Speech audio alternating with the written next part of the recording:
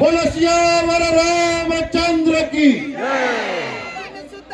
वसंतन की सनातन हिंदू धर्म की गोमाता की भारत माता की छत्रपति शिवाजी महाराज की जय श्री राम जय जय श्री राम जय। या ठिकाणी आणि खासदार नवनीत राणा यांनी हनुमानगडीमध्ये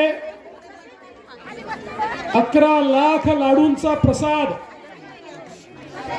प्रभू श्रीरामललांच्या आगमनाच्या निमित्ताने आयोजित केला आणि मला आणि डॉक्टर बोंडे साहेबांना आम्हाला निमंत्रित केलं।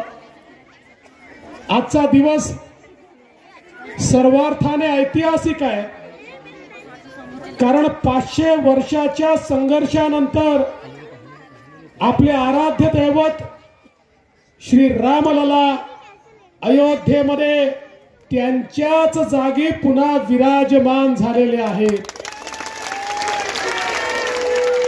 आणि हा जो 500 वर्षाचा संघर्ष होता, ज्यामध्ये लाखो लोकांना आपला जीव गमवावा लागला, पण आज ज्या कारसेवकांनी तो कलंकाचा ढाचा खाली आणून मंदिर निर्माणात योगदान दिलं, त्यांचा सत्कार देखील या ठिकाणी करण्यात आला।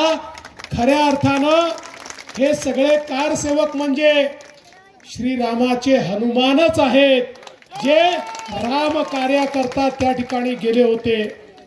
मला अतिशय अभिमान आहे की दोनही कारसेवेमध्ये मी त्या ठिकाणी होतो।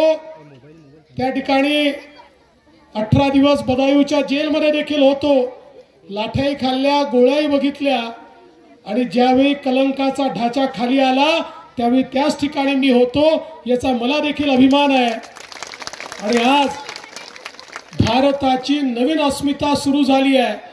आता भारतीय संस्कृती ही जगामध्ये सर्वमान्य होणार आहे। आता भारतीय विचार पद्धती जग स्वीकारणार आहे। आता भारत हा सर्व प्रकारच्या गुलामगिरीतनं बाहेर आलेला आहे, गुलामाचं प्रतीक संपलेलं आहे, आणि आमचे आराध्य दैवत प्रभू श्रीराम हे आज देशाचे यशस्वी प्रधानमंत्री माननीय मोदीजी, ज्यांनी आपलं स्वप्न पूर्ण केलं, त्या मोदीजींच्या हस्ते आज विराजमान झाले आहेत। म्हणून या दिवसाच्या तुम्हाला सर्वांना मी मनापासून शुभेच्छा देतो।